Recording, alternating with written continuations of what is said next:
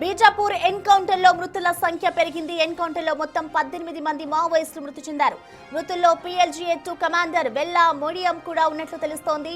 అటు బీజాపూర్ లో భద్రతా బలగాల కూంబింగ్ ఇంకా కొనసాగుతూనే ఉంది.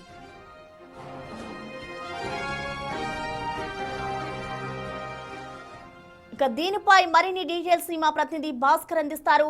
భాస్కర్, చెప్పండి. ఇటు బీజాపూర్ ఎన్కౌంటర్ లో అసలు ఇప్పటి వరకు మృతుల సంఖ్య ఎంతవరకు చేరింది, ఇంకా ఏమైనా జరిగే అవకాశాలు ఉన్నాయనుకోవచ్చా? ప్రస్తుతం కూంబింగ్ కి సంబంధించిన అప్డేట్స్ ఎలా ఉన్నాయి?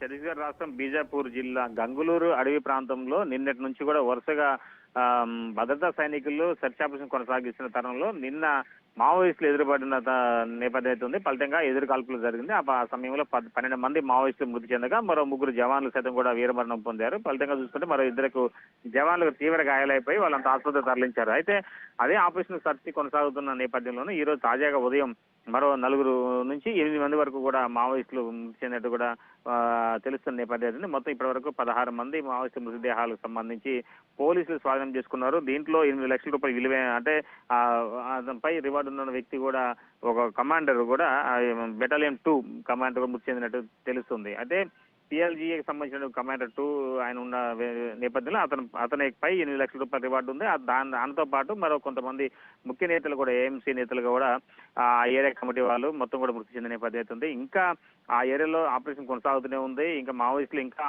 ఆ ఏరియాలో సుమారు ఇంకా 10ల సంఖ్యలో కూడా సంచరించారనే పక్కా సమాచారంతో చుట్టుముట్టారు. మొత్తం కూడా అదనపు భద్రతా బలగాల సహాయంతో మొత్తానికైతే ఆ యొక్క గంగులూరు అడవి ప్రాంతం మొత్తం కూడా పోలీసు వలయం దిగ్బంధం చేశారు. ఇప్పుడు ఆ లోపల ఉన్న వాళ్ళంతా కూడా బయటికి రాకుండా ఉన్న పొజిషన్ ఉంది. ఇంకా మృతుల సంఖ్య పెరిగే అవకాశం ఉందన్నట్టు కూడా మనకి విశ్వసనీయ వర్గాల ద్వారా తెలుస్తున్న నేపథ్యం అవుతుంది. ప్రస్తుతం మొత్తానికి ఏదేమైనా సరే మొత్తానికి ఇప్పుడు జరుగుతున్నటువంటి ఈ ఎన్కౌంటర్ లో మరి ఇంకా మృతుల సంఖ్య పెరిగే అవకాశం మెండుగా ఉందనేది కూడా తెలుస్తుంది.